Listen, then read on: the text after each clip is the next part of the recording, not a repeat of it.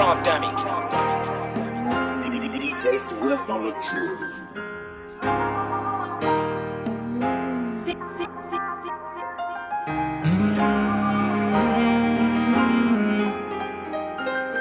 Alexa. Mook got the keys jumping.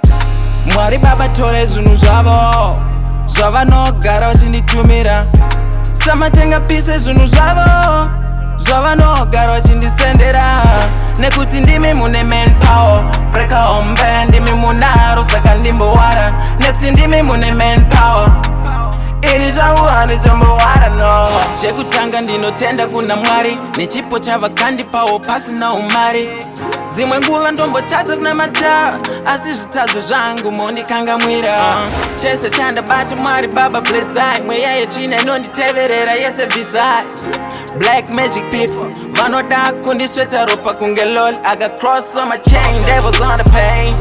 I can see devils now shivering. Mune rudo rwakasimba samakomo, ende rwakadzama futi samakungwa. You do miracles, zvatori zvishamiso. Mwari baba komborerai mhuri yembizo. I got keys to the luxury door. They tryna stop me but they can't, cause God will fight for me, yeah. Mwari baba tore zvinhu zvavo zvavanogara vachinditumira. Samatenga pise zvinhu zvavo zvavanogara vachindisendera.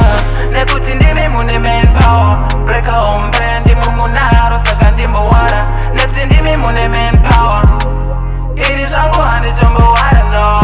Samatenga ndimi kamufudzi wangu, ende samatenga ndimi kamuridzi wangu. Hapana chandoshaya kana muripo, mune chinangwa neni saka ndiripo. Ndaronga jeni baba chivaineni, pose pandafamba kaivaineni. Nzira yangu iri blend ndoda kuona mberi, ndionesei zviri kufront. My angels, Mwari baba tumire my angels. Andibvumba mire pese pandovata, achindiurira hondo dzangu ini ndakavata. Oh my Lord, let me dance for you. Oh my Lord, let me praise you. Mwari baba tore zvinhu zvavo zvavanogara vachinditumira. Samatenga pise zvinhu zvavo zvavanogara vachindisendera.